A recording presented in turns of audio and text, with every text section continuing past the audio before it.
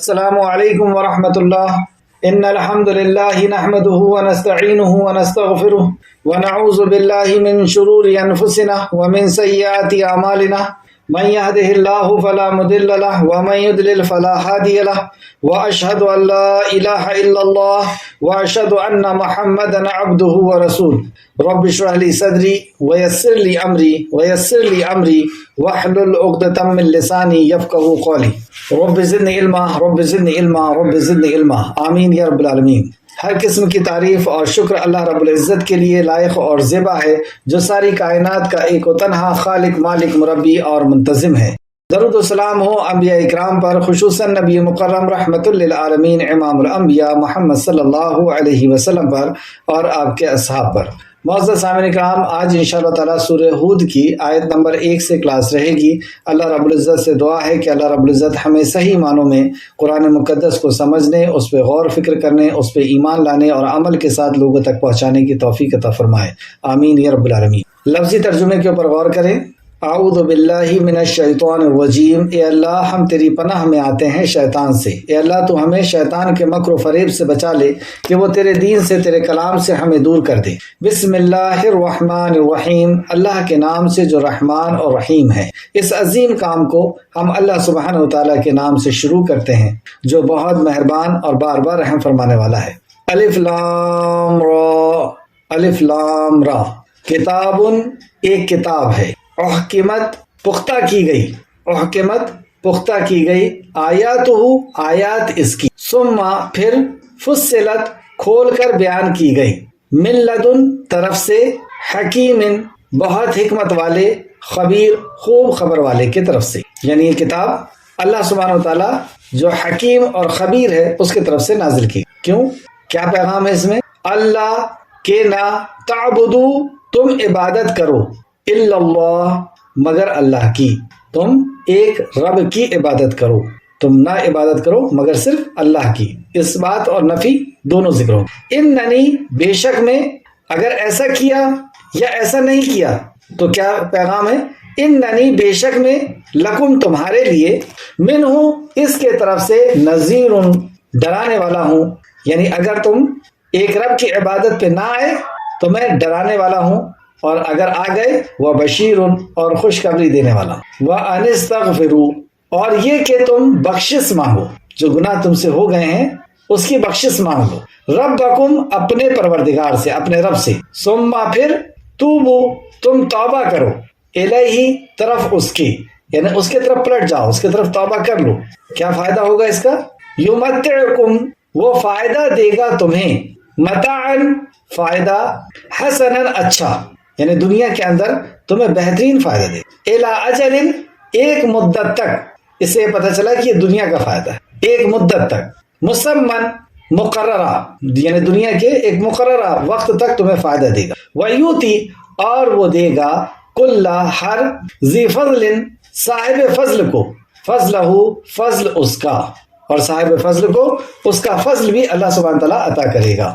وَإِنْ، اور اگر، تولوا تم منہ پھیرو گے، یعنی تم توبہ نہیں کرتے اور اپنے حالات کو نہیں سدھارتے، وَإِنْ، اور اگر، تولوا تم منہ پھیرو گے، فَإِنِّي تو بے شک میں، اخاف میں ڈرتا ہوں، علیکم تم پر، عذاب سے، یوم کبیر بڑے دن کے، کبیر بڑے دن کے عذاب سے میں ڈرتا ہوں، الی اللہ طرف اللہ کے، مرجعکم لوٹنا ہے تمہارا، وہوا اور وہ، علی اوپر، کل ہر شیء چیز کے، قدیر خوب قدرت رکھنے والا ہے، یعنی تمہیں لوٹانے میں وہ خوب قدرت رکھتا ہے۔ الا خبردار، انہم بے شک وہ، یسنون وہ دوہرا کرتے ہیں، صدورہم سینوں، سینے اپنے، لیستخفوا تاکہ وہ چھپ سکیں، منہ اس سے، یعنی اللہ سے چھپ سکیں، الا خبردار، حینا جس وقت، یستغشون وہ ڈھانپتے ہیں، ثیابہم کپڑے اپنے، یعلم وہ جانتا ہے، ما جو، یسرون وہ چھپاتے ہیں، وما اور جو، یعلنون وہ ظاہر کرتے ہیں، انہو بے شک وہ، علیم خوب جاننے والا ہے، بذات الصدور سینے والوں بھید کو وہ خوب جاننے والا ہے۔ آئے تفسیر کی طرف۔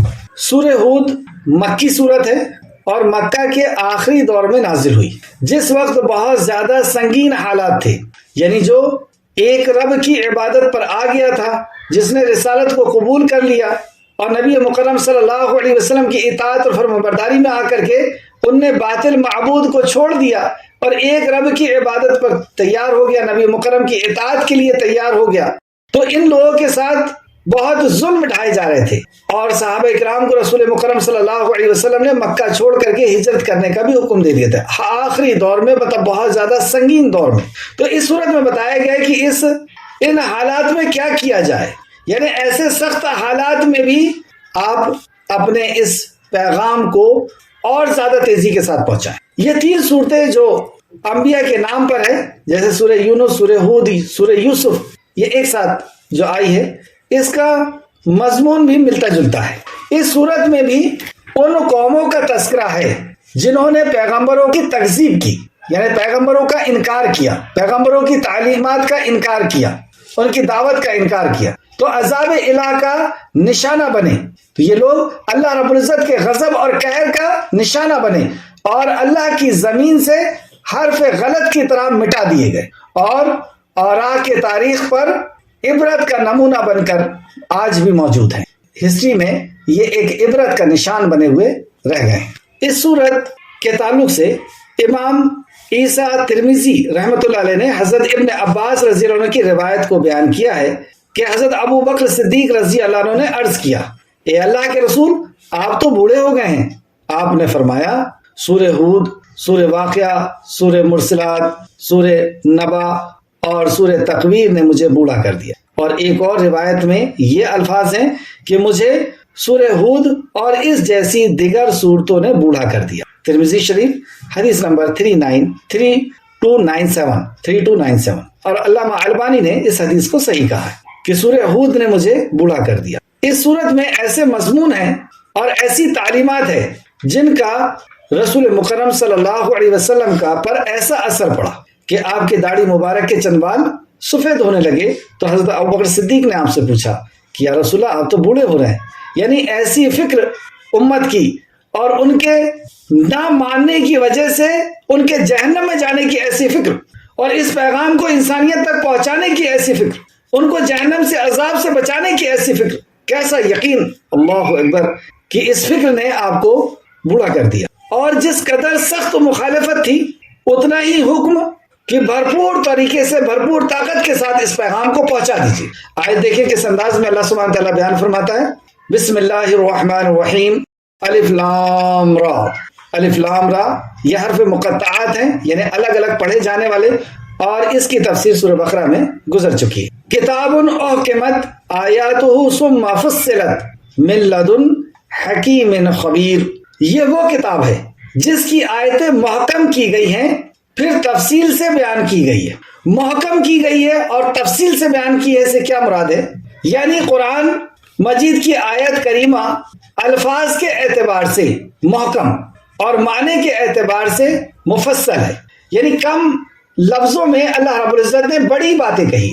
لفظ بہت محکم ہے، لیکن اس کے اندر معنی، اس کے اندر جو نصیحتیں اور وصیتیں ہیں وہ بہت وسیع ہے. یعنی ہر اعتبار سے کامل ہے، بڑی حکمت والے. یعنی اس کلام کو حکمت والے رب نے نازل کیا، جو اپنے قول و احکام میں حکیم ہے، جو اپنے قول و احکام میں حکیم ہے. اس حکیم رب نے اس کو نازل کیا ہے اس حکمت کے ساتھ کہ کب بندوں تک کس پیغام کو پہنچانا ہے، کب عقائد کو پہنچانا ہے اور کب مسائل کو پہنچانا ہے. مکی صورتوں کے اندر آپ اٹھا کر کے دیکھ لیں، مکہ کے 13 سال عقائد کے اوپر بات ہوئی، توحید، آخرت، رسالت، اس میں فوکس کیا گیا. اور جب عقیدہ صحیح ہو گیا، توحید صحیح ہو گئی، رسالت صحیح ہو گئی، نبی مکرم صلی اللہ علیہ وسلم کا مقام و مرتبہ پتہ چل گیا، آخرت کا یقین مضبوط ہو گیا، اللہ کی وحدانیت کو جان گئے، اس کے بعد احکام نازل ہونا شروع ہوئے مدینہ میں. اور جب احکام نازل ہونا شروع ہوئے تو عمل کرنا بہت آسان ہو گیا، کیونکہ عقیدہ صحیح تھا، اللہ کی معرفت تھی، آخرت کا یقین تھا، اور رسول مکرم صلی اللہ علیہ وسلم کی معرفت تھی. یہی ہے اصول ثلاثہ، کہ ہمیں اللہ کی صحیح طور سے معرفت ہو، نبی کی معرفت ہو اور آخرت کی معرفت. اور یہی 3 سوال قبر کے اندر کیے جانا ہے. تو یہ حکیم کی طرف سے نازل ہوا ہے، کب کون سا پیغام نازل کرنا ہے.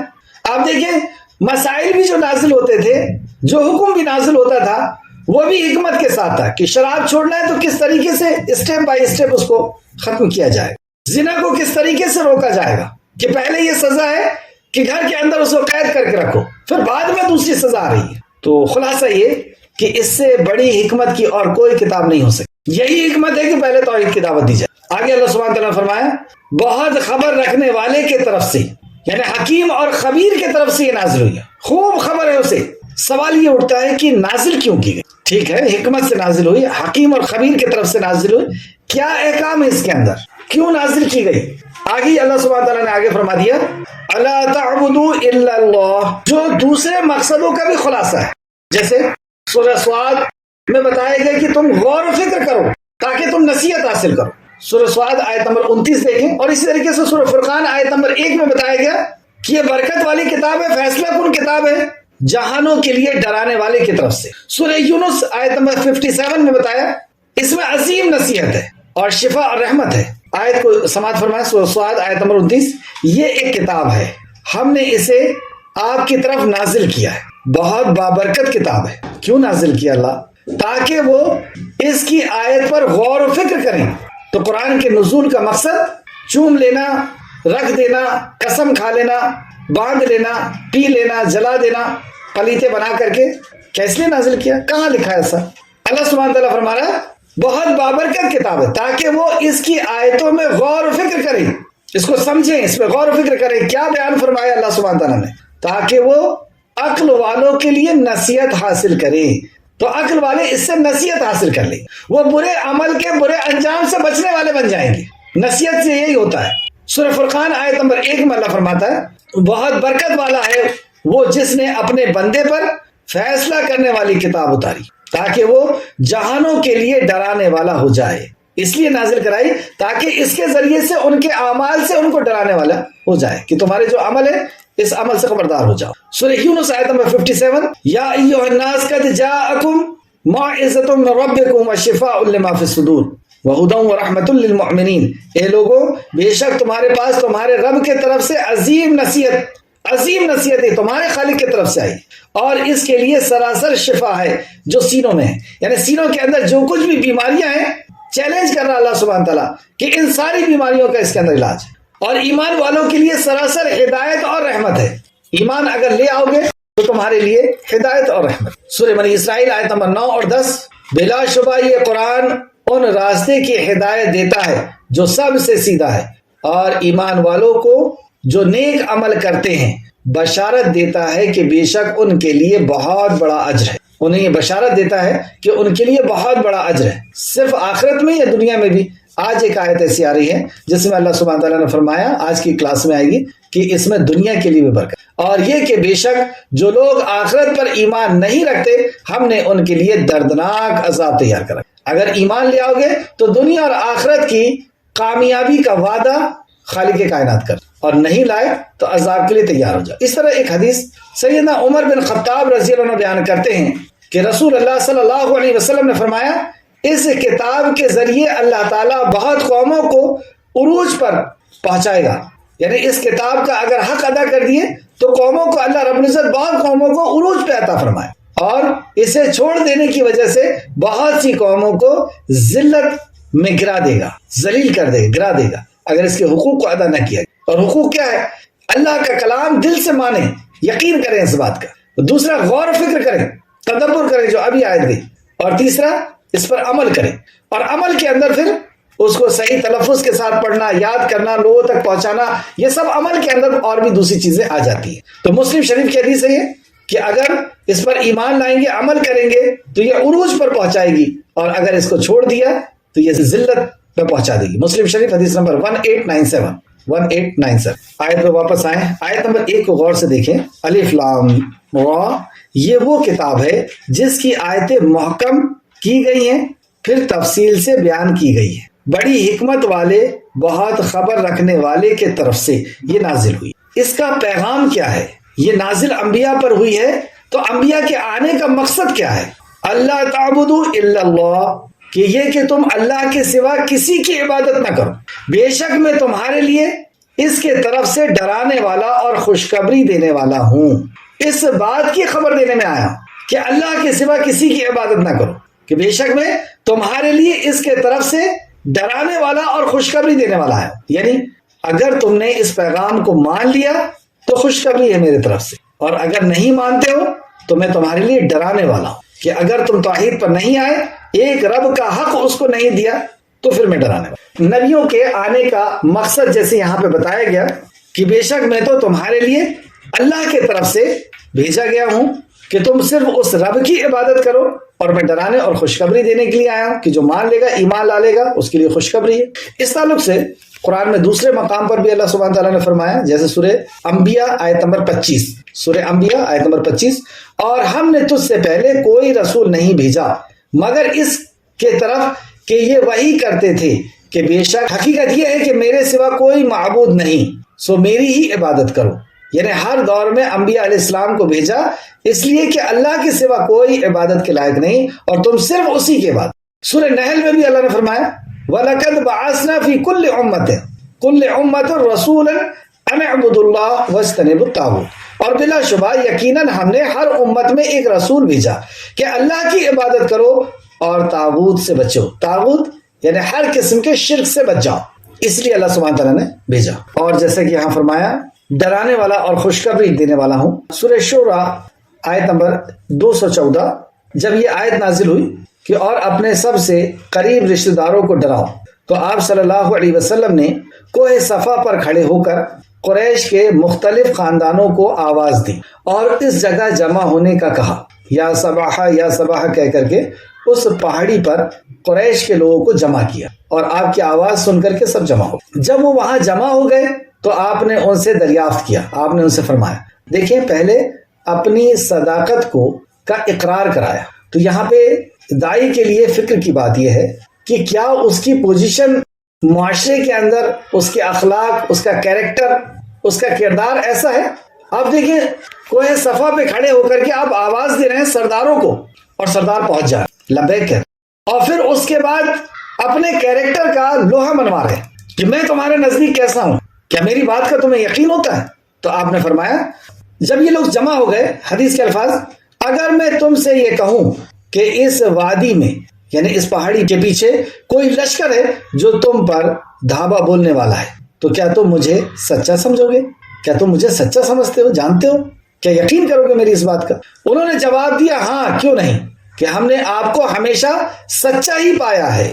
تو پہلے اپنے کیریکٹر کو بنوایا آپ نے. تو ہمارے لیے کیا اس میں عبرت اور نصیحت ہے کہ ہم پہلے اپنا محاسبہ کریں، اپنی اصلاح کریں، تب ہماری بات کا اثر ہوگا انشاءاللہ. تو آپ نے ارشاد فرمایا تو پھر سنو، میں تمہیں اس سخت عذاب سے خبردار کرتا ہوں جو بالکل سامنے ہے. یعنی اگر تم باز نہ آئے اپنی اس بات سے کہ تم نے رسالت اور آخرت اور توحید کو قبول نہیں کیا، تو میں بہت جلد تمہارے سامنے عذاب کو دیکھتا ہوں. یہ امام بخاری اور مسلم دونوں نے روایت کیا ہے. تو پھر سنو، میں تمہیں اس سخت عذاب سے خبردار کرتا ہوں جو بالکل سامنے ہے. وہ عذاب بہت سامنے ہے، جیسی موت آئے گی بس وقت سامنے آ جائے گا. اللہ ہم سب کی حفاظت فرمائے اور اپنی رحمت کے سائے میں ہم سب کو جگاتا. بخاری شریف حدیث نمبر 4770 4470 اور مسلم شریف حدیث نمبر 208.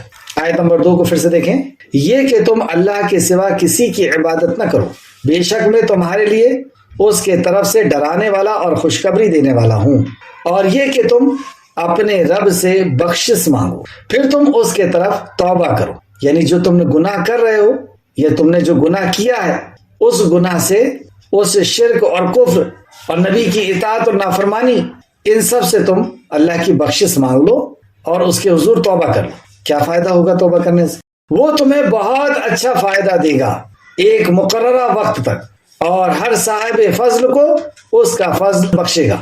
یعنی دنیا میں بھی ایک مقررہ وقت تک تمہیں فائدہ دے گا، اور آخرت میں بھی ہر صاحب فضل کو اس کا فضل عطا کرے گا. اور اگر نہیں کیے توبہ اور نہیں آئے لوٹ کر کے اور توحید، آخرت اور رسالت کو قبول نہیں کیا، رسول مکرم کی اطاعت اور فرمانبرداری کو قبول نہیں کیا، تو کیا ہوگا؟ آگے فرماتا اللہ، اور اگر منہ موڑو گے تو بے شک میں تم پر ایک بڑے ہولناک دن کے عذاب سے ڈرتا ہوں. توبہ کے تعلق سے کہ توبہ کے دنیاوی فائدے، اس تعلق سے آپ دیکھیں، اور جب بندہ توبہ کر لیتا، توبہ یعنی یو ٹرن، وہ جس طرف جا رہا ہے اللہ کی نافرمانی اس سے رک کر کے اور صراط مستقیم پر آ جائے، اپنے پچھلی برائیوں کو چھوڑ دے۔ تو اس توبہ کے فائدے سورہ انفال آیت نمبر 33 میں اللہ سبحانہ تعالیٰ فرماتا ہے 33، اور اللہ تعالیٰ ایسا نہ کرے گا کہ ان میں آپ کے ہوتے ہوئے ان کو عذاب دے، اور اللہ ان کو عذاب نہ دے گا اس حال میں کہ وہ استغفار بھی کرتے ہوں۔ تو توبہ اور استغفار کے فائدے یہ بتائے گئے کہ اللہ رب العزت ان کو عذاب نہیں دے گا۔ کب تک؟ جب تک رسول ہو تب تک بھی عذاب نہیں دے گا، اور جب تک استغفار کرنے والے، توبہ کرنے والے لوگ ہوں گے تب تک بھی اللہ رب العزت انہیں عذاب نہیں دے گا۔ سورہ نوح آیت نمبر 10 سے 12، اور میں نے کہا، یعنی نوح علیہ السلام کہتے ہیں، اور میں نے کہا اپنے رب سے اپنے گناہ بخشا لو، یعنی توبہ کر لو، استغفار کر لو، لوٹ جاؤ اپنی اس زندگی سے اور اطاعت و فرمانبرداری کی طرف۔ اور میں نے کہا اپنے رب سے اپنے گناہ بخشا لو، معافی مانگو، وہ یقیناً بڑا بخشنے والا ہے۔ اگر تم معافی مانگو گے تو وہ بڑا بخشنے والا، اسے پاؤ گے۔ تو وہ تم کو کیا فائدہ ہوگا؟ وہ تم پر آسمان سے خوب برستا ہوا پانی چھوڑ دے گا، اور تمہیں خوب بے در پہ مال اور اولاد سے ترقی دے گا، مال کا بھی اور اولاد کا بھی اللہ رب العزت نے وعدہ کیا، اور تمہیں باغات دے گا، یعنی تمہیں کاروبار بھی دے گا، اور تمہارے لیے نہریں نکال دے گا۔ یہی نعمتیں ہیں جس کے لیے انسان تغدو یعنی کوشش اور جد و جہد کرتا ہے، اور یہ بیسک نیڈس ہیں۔ جس قوم کو پانی مل جائے بھرپور تو اس کی ظاہر سی بات ہے کہ فصل اچھی ہوگی اور اس کی ساری ضرورتیں پوری ہوگی۔ لیکن اللہ رب العزت نے اور بھی بڑی بڑی نعمتوں کا ذکر کیا کہ خوب بھرپور پانی چھوڑ دے گا، خوب بے در پہ مال دے گا، یعنی مال کے افراد مال بہت زیادہ دے گا، اور اولاد میں ترقی دے گا۔ اولاد بھی تمہیں چاہیے اور اولاد میں ترقی بھی چاہیے، اور باغات دے گا۔ باغات کیا ہوتے ہیں؟ جو کنٹینیو ایک ذریعہ ہوتی ہے آمدنی کا، اور نہریں نکال دے گا، اور اس باغات کو زندہ رکھنے کے لیے نہروں کی ضرورت ہوتی ہے تو وہ نہریں بھی نکال۔ امام حسن بصری رحمۃ اللہ علیہ کے پاس ایک شخص آتا ہے اور کہتا ہے کہ ہمارے گاؤں میں قحط سالی ہو گئی۔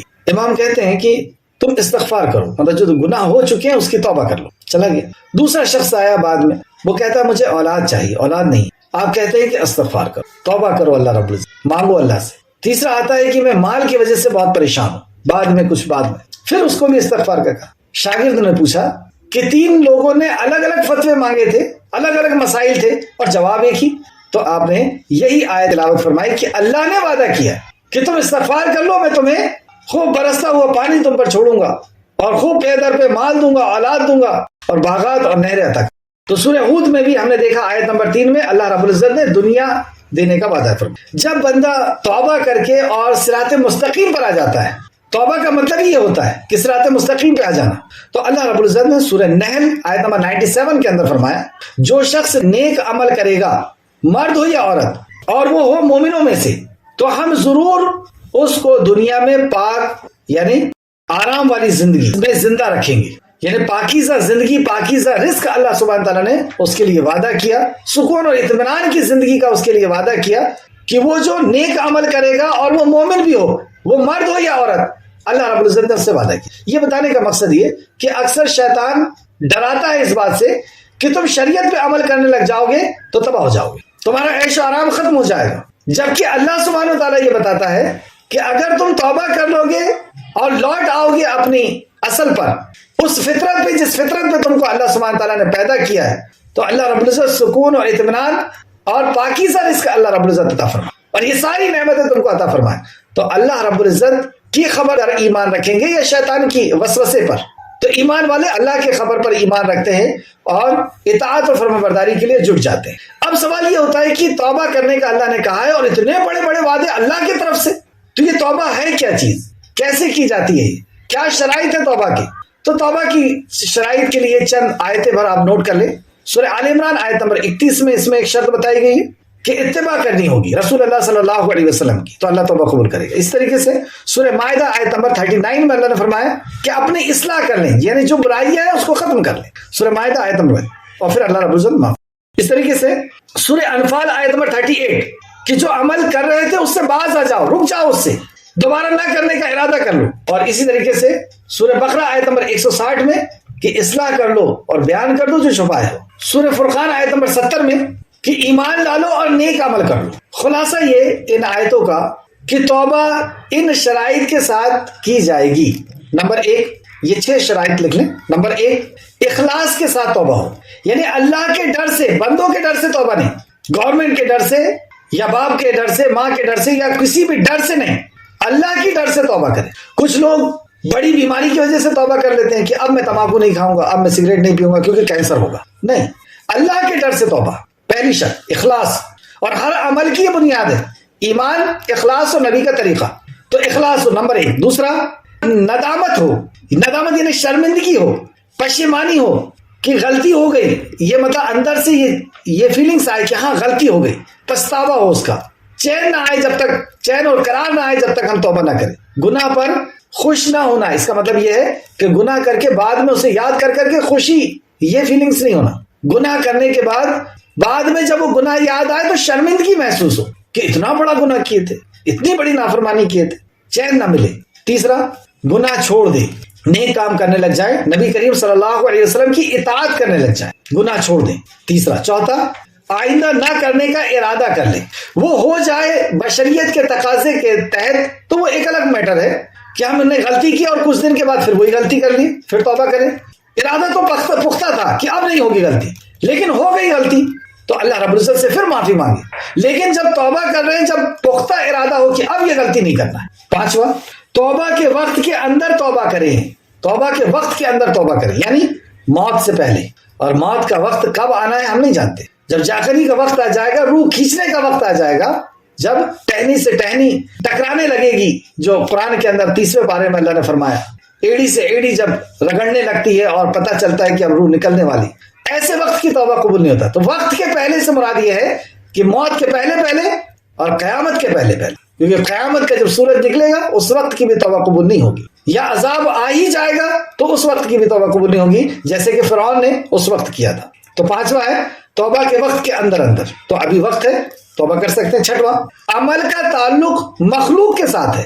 اگر عمل کا تعلق صرف خالق کے ساتھ ہے تو پھر 5 شرط رہے گی. لیکن اگر مخلوق کے ساتھ ہے تو جس کے ساتھ برا کیا ہے اس کا حق ادا کرنے کے بعد توبہ کی جائے. جیسے چوری اگر کر لیے ہیں تو مال واپس کر کے پھر توبہ کی جائے. ایسا نہیں کہ چور چراتے رہیں اور اللہ سے توبہ کرتے رہیں. جس کا حق ہے اس کے حق کو ادا کرنے کے بعد توبہ کریں. تو اللہ سبحانہ تعالیٰ نے دنیا اور آخرت کی نعمت کا وعدہ فرمایا. آیت کو پھر سے سماعت کریں. اور توبہ نہیں کریں گے تو اللہ رب العزت نے تباہی اور بربادی کا بھی اعلان فرما دیا. آیت نمبر 3، اور یہ کہ تم اپنے رب سے بخشش مانگو، پھر تم اس کے طرف توبہ کرو، وہ تمہیں بہت اچھا فائدہ دے گا. اللہ وعدہ کر ایک مقررہ وقت تک، یعنی جب تک تمہاری زندگی لکھی ہوئی ہے، ایک بہترین فائدہ تمہیں عطا فرما. یہ دنیا اللہ رب العزت کی ہے، وہ جس کو چاہتا ہے، جتنی چاہتا ہے، جیسے چاہتا ہے ویسے عطا فرما. کوئی اس سے پوچھنے والا نہیں، کوئی اس سے حساب لینے والا. اس کی دنیا، اس کا حکم، اور ہر صاحب فضل کو اس کا فضل بخشے گا.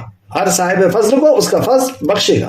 اور اگر تم منہ موڑو گے تو بے شک میں تم پر ایک بڑے ہولناک دن کے عذاب سے ڈرتا ہوں. ایک بڑے ہولناک دن کے عذاب سے. اگر تم نے توبہ نہیں کی، نہیں لوٹے اس زندگی سے. اور مکہ کے اندر کس زندگی سے لوٹنے کی بات کی جا رہی ہے؟ جب مکی صورتوں کو پڑھیں تو مکی سیرت کو بھی پڑھ لیں تو مکی صورتیں بہت فٹافٹ سمجھ میں آتی کہ مکہ کے اندر جس چیز سے روکا جا رہا ہے، جس چیز سے ڈرایا جا رہا ہے، جو گناہ سے ڈرایا جا رہا ہے، وہ گناہ ہے کون سے؟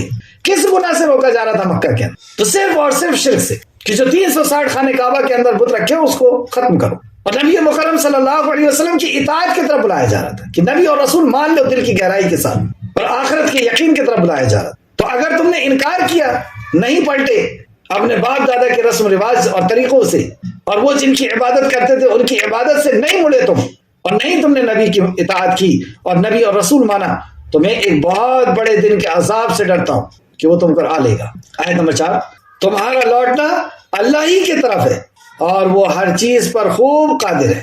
تم مر کر کے کہیں اور نہیں بھاگ سکتے. جب موت آئے گی تو اسی رب، جس رب نے تمہیں بھیجا ہے اس جسم میں، پہلے اللہ سبحانہ تعالیٰ نے جسم بنانا اور پھر اس کے بعد روح کو بھیج دیا. تو جس رب نے روح کو بھیجا ہے وہ رب ہی روح کو نکال کر کے اور تم اس کے قبضے قدرت میں چلے جاؤ گے، کہیں بھاگنے والے نہیں. تو تمہارا لوٹنا اللہ ہی کی طرف ہے اور وہ ہر چیز پر خوب قادر ہے. یہ مت سمجھو کہ وہ قادر نہیں، وہ پوری طرح قادر ہے کہ تمہیں وہ لوٹا کر کے اور اپنے حضور حاضر کرے گا. اس تعلق سے کہ اللہ رب العزت کیسے حاضر کرنے والا ہے، سورہ قاف آیت نمبر 43 44 43 44، یقیناً ہم ہی زندہ کرتے ہیں اور ہم ہی مارتے ہیں. اللہ ہی زندہ کرتا ہے اور ہم دیکھ رہے ہیں کس نے زندہ کیا ہم کو, اور یہ ساری مخلوقوں کو کس نے زندہ کیا. تو اللہ فرماتا ہے ہم ہی زندہ کرتے ہیں اور مارتے بھی ہم ہی, اور ہماری ہی طرف لوٹ کر آنا ہے.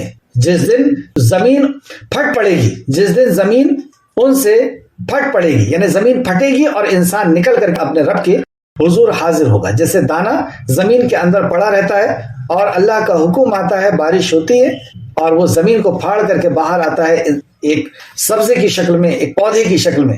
اسی طریقے سے ہم سب قبر کے اندر ہیں اور اللہ رب العزت کا حکم ہوگا, ایک شبنم کی بارش ہوگی اور جسم بن کر کے اور پھاڑ کر کے زمین کو باہر آئے. تو جس دن زمین ان سے پھٹے گی, اس حال میں کہ وہ تیز دوڑنے والے ہوں گے, اور جب زمین سے نکلیں گے تو اللہ کی بارگاہ میں تیز دوڑتے ہوئے جائیں گے. اس کا بھی اللہ نے دوسرے مقام پہ نقشہ کھینچا کہ کس طریقے سے وہ اپنی گردنوں کو اپنے جھکائے ہوئے اور آنکھ اللہ رب العزت کی طرف لگائے ہوئے اور تیزی کے ساتھ دوڑتے ہوئے جا رہے ہیں. یہ ایسا اکٹھا کرنا ہے جو ہمارے لیے نہایت آسان ہے. یہ ایسا اکٹھا کرنا کہ ساری مخلوق کو اس حشر کے میدان میں اکٹھا کر دینا اللہ رب العزت کے لیے آسان ہے. سورہ تغابن آیت نمبر 7. وہ لوگ جنہوں نے کفر کیا یعنی انکار کیا اس بات کا, انہوں نے گمان کیا ہے کہ وہ ہرگز اکٹھا نہیں کیے جائیں گے. دیکھیں بہت قیمتی اس کے اندر ایک نقطہ ہے, پوائنٹ ہے. وہ لوگ جنہوں نے کفر کیا, تو کفر کی وجہ کیا ہے, اللہ کے حکموں کی نافرمانی کی وجہ کیا ہے, کیوں اتنی ڈٹائی ان کے اندر, کیوں اتنی ضرورت ان کے اندر. انہوں نے گمان کیا ہے کہ ہرگز وہ اکٹھا نہیں کیے جائیں گے. یعنی یہ یقین انسان کو بدل دیتا ہے. جسے یہ یقین ہوگا کہ وہ اکٹھا کیا جائے گا, مار کر کے اٹھایا جائے گا, تو پھر وہ نافرمانی نہیں کرتا. تو وہ لوگ جنہوں نے کفر کیا, پھر وہ کفر نہیں کرتا, پھر وہ اللہ کے ہر احکام پر یقین کرتا ہے, احکام پر عمل کرتا ہے کہ اسے یقین ہے کہ وہ اکٹھا کیا جائے گا.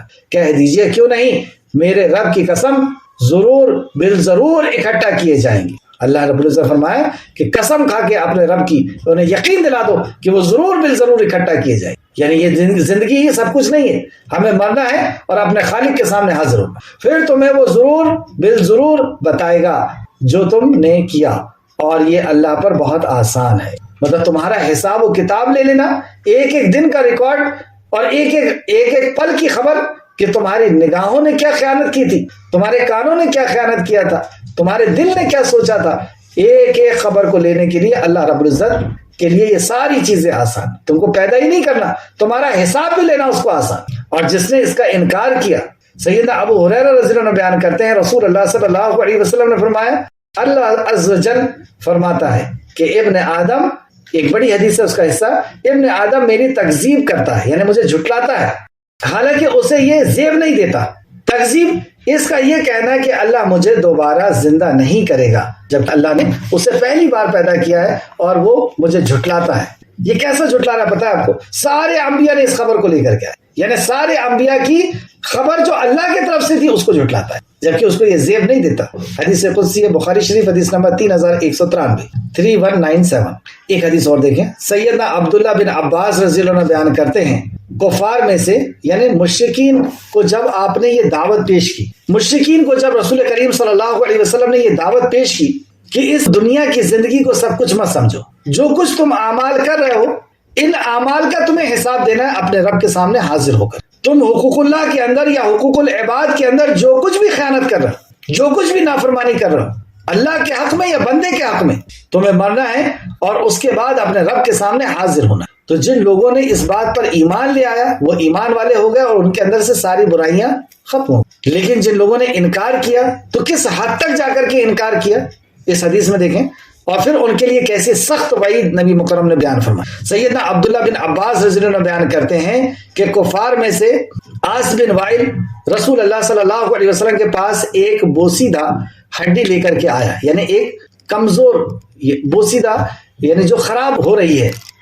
جو ٹوٹ رہی ہے, پھوٹ رہی ہے, ایسی بوسیدہ ہڈی کو لے کر کے آیا, اور پھر اس نے اسے اپنے ہاتھوں میں مسل کر ریزہ ریزہ کر دیا. اس ہڈی کو اپنے ہاتھوں میں مسل کر کے اس کو باریک کر دیا, ریزہ ریزہ کر دیا. اس کے بعد آپ صلی اللہ علیہ وسلم سے کہنے لگا, اے محمد کیا اللہ تعالیٰ اس ہڈی کو بوسیدہ ہونے کے بعد زندہ کرے گا؟ اس طریقے سے تکذیب کر رہے ہیں, مذاق اڑا رہے ہیں, اس عقیدے کا مذاق اڑا رہے ہیں, رسول اللہ کی بات کا, اللہ کی بات کا مذاق اڑا رہے ہیں, اور ہڈی کو چورا کر کے بتا رہے کیا اس ہڈی اتنی چورا ہو جائے گی پھر اس کے بعد اکٹھا کیا جائے گا. آپ صلی اللہ علیہ وسلم نے فرمایا ہاں اسے اللہ تعالیٰ زندہ کرے گا، اور سن وہ تجھے مارے گا۔ اب اس شخص کے لیے آپ نے کتنی سخت وعید، اور سن وہ تجھے مارے گا پھر زندہ کرے گا، پھر تجھے جہنم میں داخل کرے گا۔ اس کے لیے وعید سنا دی، تو جہنم میں داخل کی۔ مستدرک حاکم جلد نمبر 2 صفحہ نمبر 429 اور حدیث نمبر 3606 3606 مستدرک حاکم۔ تو وہ ہمارا رب ہے جس نے ہمیں پہلی بار پیدا کر کے بھولا نہیں ہے، اس نے پہلی بار پیدا کر کے دکھا دیا ہے کہ دوبارہ اس کے لیے پیدا کرنا، سارے انسان کو پیدا کرنا اتنا آسان ہے جتنا ایک انسان کو پیدا کرنا۔ تو تمہارا لوٹنا اللہ ہی کی طرف ہے، وہ ہر چیز پر خوب قادر ہے، یعنی اس کے پاس یہ قدرت ہے کہ وہ دوبارہ پیدا کرے۔ آج کی کلاس کی آخر آیت اور پارہ نمبر 11 کی بھی آخری آیت، آگاہ رہو الا انہم، آگاہ رہو بے شک وہ اپنے سینے دوہرے کرتے ہیں تاکہ اس اللہ سے چھپ جائیں۔ آگاہ رہو، خبردار ہو جاؤ، جب وہ اپنے کپڑے اوڑھتے ہیں تب بھی وہ اللہ جانتا ہے جو وہ چھپاتے ہیں۔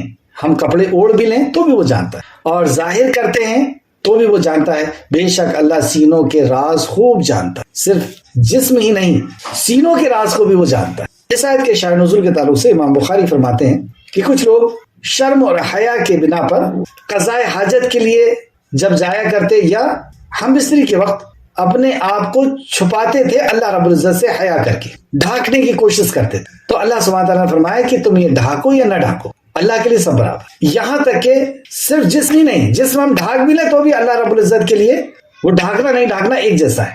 اللہ سب جان رہا ہے، سب دیکھ رہا ہے، کپڑے کے اندر سے بھی جسم کو جانتا ہے اللہ، اور یہاں تک کہ سینے کے اندر جو دل ہے اور دل کے اندر جو خیالات ہے اس کو بھی وہ جانتا ہے۔ تو ایسا کرنے کی کوئی ضرورت نہیں ہے۔ ہاں جس سے چھپانے کا اللہ سبحانہ تعالیٰ نے حکم دیا ہے کہ غیر محرم سے چھپانا ہے یا اور بھی جن لوگوں سے چھپانا ہے، جو چیزوں کو چھپانے کا حکم دیا ان چیزوں کو ہر کسی سے چھپانا ہے، لیکن اللہ رب العزت سے ایسا کرنے کی کوئی ضرورت، اہتمام کرنے کی ضرورت نہیں ہے۔ اس کا خلاصہ یہ ہے۔ اس تعلق سے آپ دیکھ سکتے ہیں بخاری شریف حدیث نمبر 4682 اور بخاری شریف 4681 اور 4683 مسلسل یہ 3 حدیثیں جس میں اس تعلق سے بات کی۔ آیت کو پھر سماعت فرمائیں، آگاہ رہو، خبردار ہو جاؤ، بے شک وہ اپنے سینے دوہرے کرتے ہیں تاکہ اس اللہ سے چھپ جائیں، یعنی اپنے آپ کو چھپانے کی کوشش کرتے ہیں آسمان کے نیچے۔